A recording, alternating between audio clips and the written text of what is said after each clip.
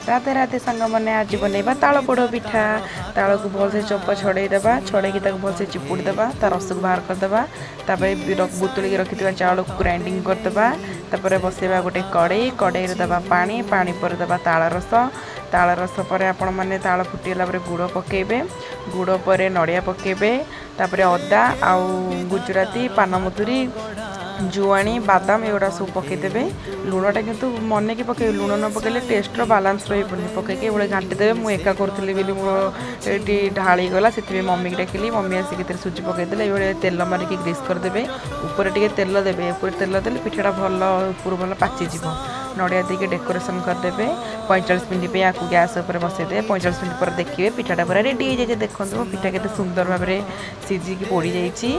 पिठा भी बहुत टेस्टी थी। मुझे फास्ट टाइम भी बनई, आपण मैंने बनातु घरे आ कहतु पिठाटा केते टेस्टी लगुच खाई।